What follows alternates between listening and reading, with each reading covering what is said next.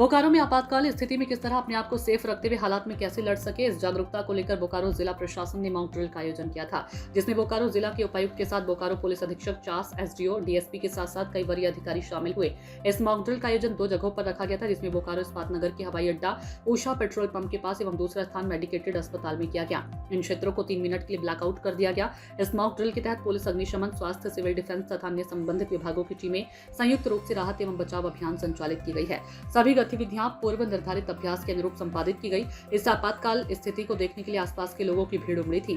बोकारो जिला प्रशासन एक एक चीजों को बारीकी से लोगों को समझा रहा था कि विकट परिस्थिति आए तो आप अपने आप को किस तरह से कर पाएंगे, क्या क्या काम करने चाहिए और जो लोग फंसे लोगों को किस तरह बचाया जा सके। एयर स्ट्राइक और बम ब्लास्ट जैसी सिचुएशन से निपटने के लिए, वैसी आपदा जैसी सिचुएशन से निपटने के लिए मॉक ड्रिल का आयोजन किया गया है। तो इसके लिए साइड चयन किया गया था, ऊषा पेट्रोल पंप और मेडिकेट हॉस्पिटल। उसमें इमीडिएट कैसे रिस्पॉन्ड करना है, जैसे आज सूचना प्राप्त होने पर सबसे पहले कंट्रोल रूम के द्वारा पदाधिकारी को बताया गया। उसके बाद में साथ ही क्यूआरटी टीम को दोनों जो इंसिडेंट साइट है वहाँ पर उसको भेजा गया। क्यूआरटी टीम समय पहुँचे, उसके साथ ही जो सिविल डिफेंस की टीम है, पुलिस की टीम है, एडमिनिस्ट्रेशन की टीम है और एम्बुलेंस है, सभी को पैरालेल इन्फॉर्मेशन दिया गया और सभी की टीम ने इमीडिएट रेस्पॉन्ड करके उसका एक ड्रिल का जो चेक किया गया है वो सभी ने इमीडिएटली रेस्पॉन्ड किया है। तो टाइम में हम लोगों ने तय किया था उसी तरह से ड्रिल संपन्न हुई है। तो काफ़ी अच्छा प्रैक्टिस रहा है। इस तरह की कभी फ्यूचर में कोई ऐसी घटना होने पर हम लोग ऐसी परिस्थिति से निपट सकते हैं।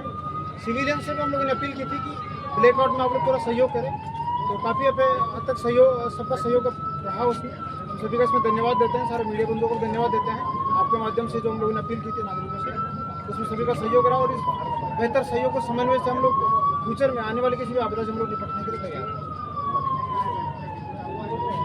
ये सूचना प्राप्त हुई कि 2 जगह मेडिकेंट में और ऊषा पेट्रोल पंप को टारगेट किया गया है।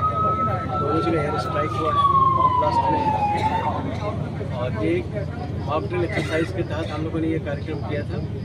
जैसे ये सूचना प्राप्त हुई, संयोग उस वक्त हम लोग एक वीडियो कॉन्फ्रेंसिंग के थ्रू मीटिंग कर रहे थे और उस मीटिंग के दौरान डीसी के साथ एसपी भी मौजूद थे और वहीं पर डीडीसी भी मौजूद थे। तो डीडीसी ने इमीडिएट कंट्रोल रूम का मोर्चा संभाला।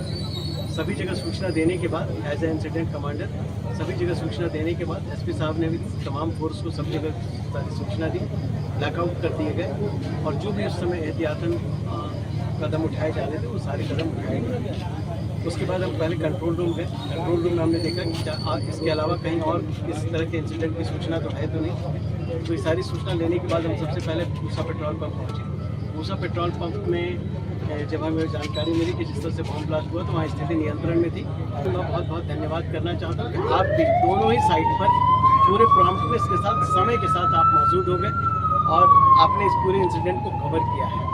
तो ऐसी स्थिति आने पर कभी भी भविष्य में, भगवान न करे ऐसी स्थिति आए कभी, लेकिन अगर कभी स्थिति आती है तो प्रशासन का दायित्व है किस तरह से उसको हेड ऑन करते हैं, कैसे उसका हम मुकाबला करते हैं, कैसे उस स्थिति में हम अपने क्विक रिस्पांस देकर आम आदमी को राहत दिलाना चाहते हैं। वो हम लोग उसी को टेस्ट करना हमारा उद्देश्य था।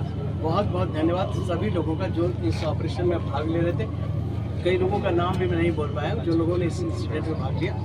वहाँ हमारा जो ऑपरेशन था उसको कुछ लोग संभाल रहे, जैसे सूचना मिली वहाँ संभाल रहे थे। कंट्रोल रूम में डीडीसी थे, मेडिकेंट पर हमारे बोकारो के एसडीएम आ गए थे, हमारे डीवाईएसपी आ गए थे और वहाँ पर एक डीवाईएसपी हेडक्वार्टर वहाँ पर मौजूद हो गए थे। चारों तरफ इस तरह का एक वैसा माहौल बना कि हम लोगों ने अपने अलर्टनेस को जांचा है और इसमें किसी तरह की ऐसी स्थिति आने पर हम कैसे निपटेंगे इसको परखा है। बहुत बहुत सूचना इंडिया के सभी दर्शकों को बधाई।